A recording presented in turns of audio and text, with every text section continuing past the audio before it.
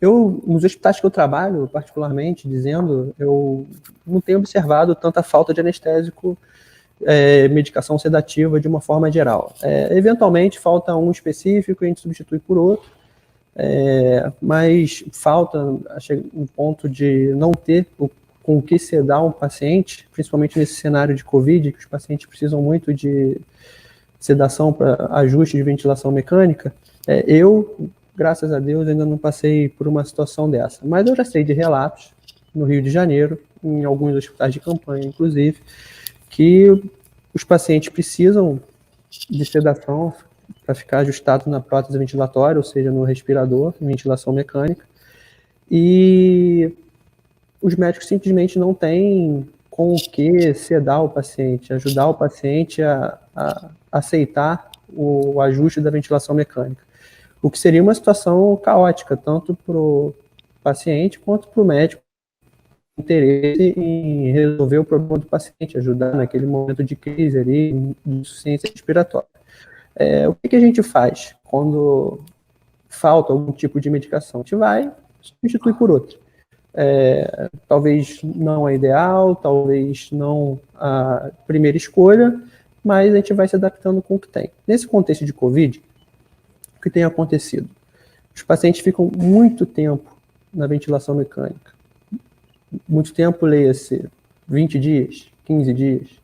E eles precisam de medicações para efetivamente aceitarem a ventilação mecânica, os parâmetros que a gente coloca são uma ventilação artificial, no final das contas.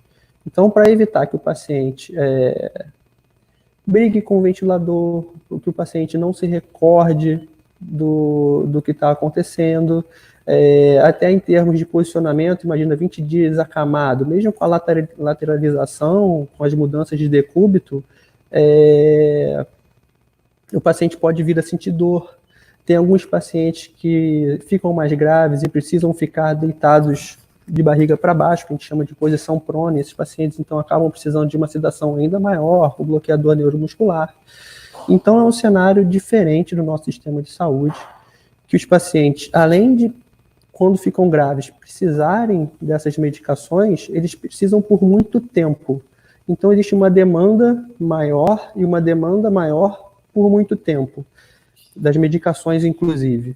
Então, isso acaba realmente esgotando as medicações, as alternativas, em alguns hospitais mais carentes, com certeza, tem tido falta. Aqui, exatamente aqui onde eu estou, particularmente, tem faltas pontuais de medicação, mas nada de grave até agora que eu tenho observado.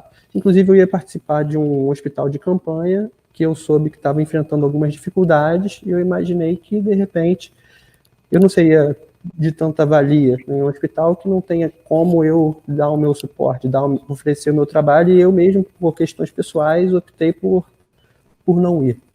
Então, é uma realidade, sim, tem faltado, mas na minha vivência pessoal até agora eu estou conseguindo me adaptar com o que a gente tem. Isso afeta a qualidade do tratamento da pessoa infectada pela Covid? Olha, Milton, sem dúvida, porque o paciente que precisa de um tratamento, no caso, especificamente, um paciente grave de Covid que precisa de uma ventilação mecânica, ele precisa de uma sedação, na maioria das vezes, profunda, para aceitar. Por exemplo, não sei se as pessoas entendem isso, existe um tubo que está lá quase dentro do seu pulmão. Às vezes a gente engasga com um pedacinho de pão.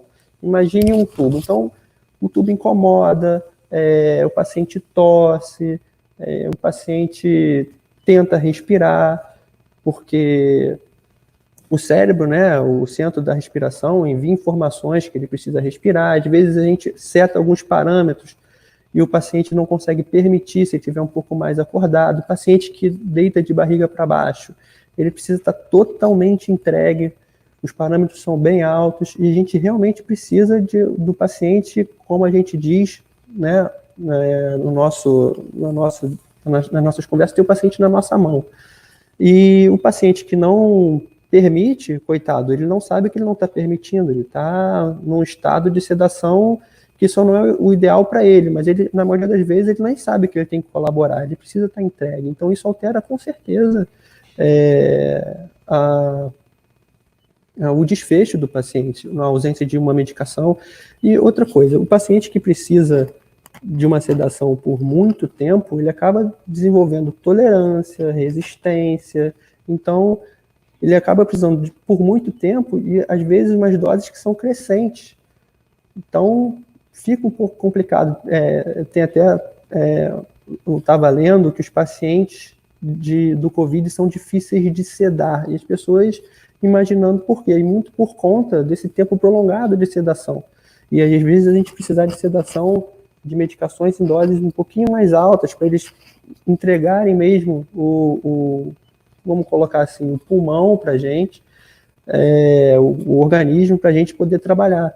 Então, tem uma demanda alta de consumo também, por muito tempo, e um consumo crescente.